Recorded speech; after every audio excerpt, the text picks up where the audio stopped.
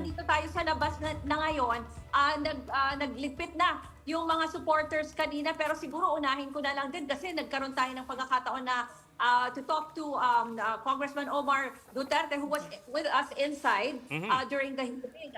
Kasama natin siya doon sa public gallery. Actually, tinitingnan ko nga yung reaction niya while the chamber's judge was reading yung decision, no? At nakita ko tahimik lang siya doon. Pero nung nandito na kanina, nung in-interview natin siya, sinabi niya syempre na hindi nila nagustuhan itong naging desisyon ng appeals chamber, lalo na sinasabi niya pa nga magpapasko. Tapos sabi niya sa akin, may nakaschedule siya na pagbisita ngayon kay dating Pangulong Duterte. So sabi niya, kailangan daw i-compose niya yung sarili niya dahil ayaw niyang ipakita na malungkot siya pag humarap siya sa kanyang lolo. Pero para lang marinig nyo na rin, no? I-roll natin yung naging interview natin, short clip from Omar Duterte.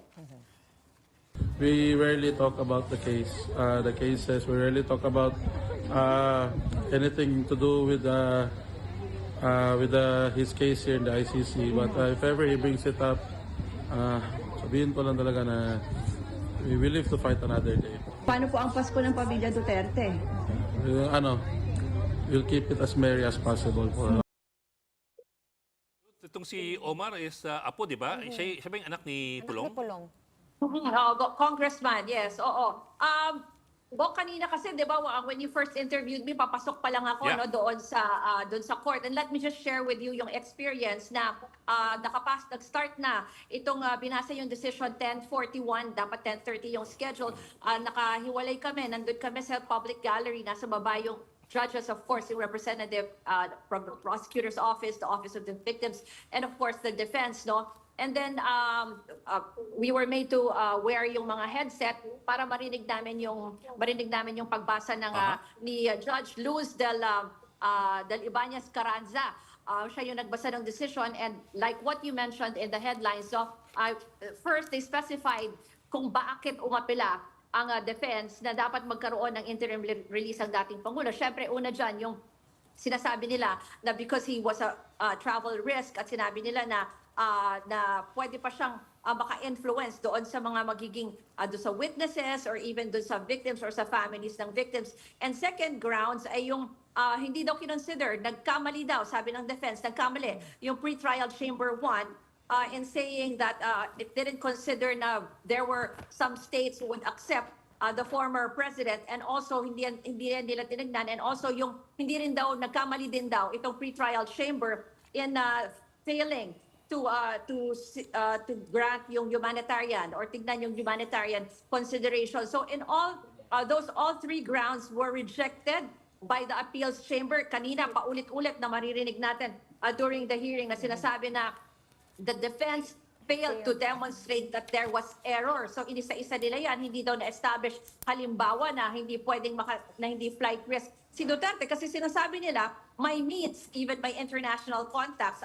Inulit yan kanina ng appeals chamber, even yung pagsabi na marami pa siyang contacts and meron siyang network of support. Yeah. Lalo na napakita rin yan because he was a former president and that he was also elected mayor again of Davao City. Yung pangalawang grounds na hindi daw pinansin, again, failed to demonstrate the error of the part of the pre-trial chamber 1 na hindi daw kinonsider yung pagtingin doon sa ibang states posible na mag-accept kay Pangulong Duterte. At isa pa, yung humanitarian consideration, sinabi rin ng appeals chamber na tinignan naman daw yan ng pre-trial court, pero hindi lang nabigyan ng paglilinaw na isa yan sa parang dapat pasihan kung bibigyan ng interim release. Para sinasabi nila, pwedeng, kunyari, for medical considerations, pero that's just one of the reasons. At again, di ba, meron pang isang pending na titignan ng medical experts itong dating Pangulo. So in all, naging malinaw naman yung sinabi ng appeals chamber na yun na nga, na mananatili in detention itong dating Pangulo. At yung based on what we asked from the experts also, ang sinasabi nila, final na ito, na wala nang no more room for appeal. And by the way, si Attorney Harry Roque, who's also an ICC accredited, ay nandito pala kanina. So binanggit ko rin, tinanong ko rin siya about that, na sinabi ko ba ay final na ba yan, wala na ba yung appeal. Yun din naman ang sinagot ni Harry Roque na final na daw usually yung yung desisyon ng appeals court, appeals chamber. Pero kanina, kung matatandaan nyo, binanggit din naman doon na pwedeng i-review. Halimbawa, there could be a review of the petition for interim release for 120 days or on certain period na i-ask daw ulit ng defense. Binanggit yan kanina ng appeals chamber. Ruth, speaking of Harry Roque, did he mention, natanong mo ba kung anong plano niya? Kasi diba, may December 10 deadline siya para umabot sa Austria, para doon siya mag-file ng asylum niya. Did he give you plans na parang since tapos na tong hearing, maybe he's going to go? Wala pa siyang, hindi namin napag-usapan kung tutuloy siya doon. But with regards to his other cases, halimbawa yung sinasabi na, tinanong ko kasi na, many people are saying you should go back to the country to face your case. What he said was, I am facing my cases and I am filing the necessary legal appeals or yung kung ano ba mga legal documents. At hindi tinatanggi niya na tinatakasan niya yan. At wala na siyang binanggit kung anong mangyayari doon sa kanyang application for asylum. But again, dinenay niya rin na he was arrested. Yun yung sinasabi niya na hindi siya, yung itong nangyaring insidente na pinapapasok sa plane ticket, sinasabi niya hindi siya inaresto. Pero pakinggan din muna natin, meron tayong part ng interview dun sa reaction ni Attorney Harry Roque. So malungkot itong pangyayaring ito dahil unang-una, yung desisyon nila na pwede pa raw tumakas at pwede paghimasukan ni Tatay Digong ang prosekusyon nakabase sa ebidensya. Anong ebidensya? News reports. Sa Pilipinas, no yan. Hearsay yan, no? So hindi ko maintindihan bakit ganyan, no? At syempre, masakit pakinggan bilang isang abogado na baliwala yung humanitarian plea, no? Hindi dapat gano'n. Ruth, another quick question, no? Were you able to get a hold of attorney Nicholas Kaufman? Kasi gusto ko lang malaman kung parang nag-tune in din ba si Digong live, si former president live, or pinuntahan niya ba after to brief him? Ano ba yung situation doon? Unfortunately, hindi tayo nagkaroon ng pagkakataon na makita si Attorney Kaufman dito sa gathering of the Duterte supporters kanina. Susubukan natin kasi lilipat tayo doon dahil sinabi ni Congressman Omar na dadalaw siya. So susundan natin siya doon after this report ay lilipat tayo doon sa may bahagi ng detention center. So titignan natin if maabutan natin doon si Attorney Kaufman. But we were just, I guess, nakita nyo rin naman doon sa camera, doon sa live streaming na he was just, intently listening to the decision as it was being read. Kasi nandun din sila sa part sa baba doon sa side kung nasaan yung mga judges. Yung binabanggit ko lang kanina, unanimous ang naging decision ng appeals chamber, although only three of the 5 judges were present during the reading of the decision. And Ruth, may iba pa bang nakapending ang kampo ni former President Duterte before the appeals chamber? Kasama na yung jurisdictional challenge nila doon sa ICC. Yeah. Kasi yun na nga, yun pa yung susunod na pending yung appeal for yung jurisdiction, ano. So isa pa yan sa hinihintay natin.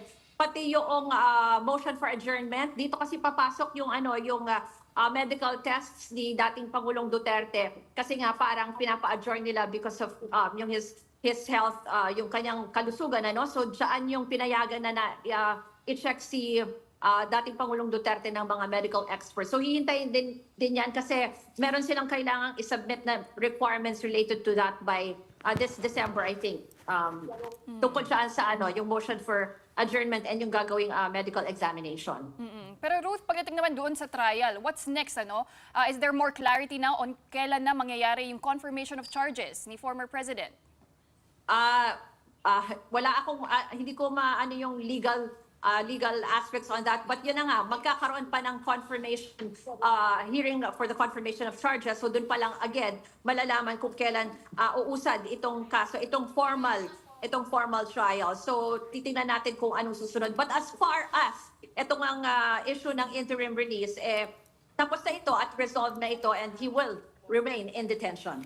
Ruth, pahabol na lang. I understand, siyempre, malungkot yung mga Duterte supporters there. Pero at the same time, sila ba'y nagpupuyo sa galit dahil sa naging resulta ng pinaka-iintay na appeal?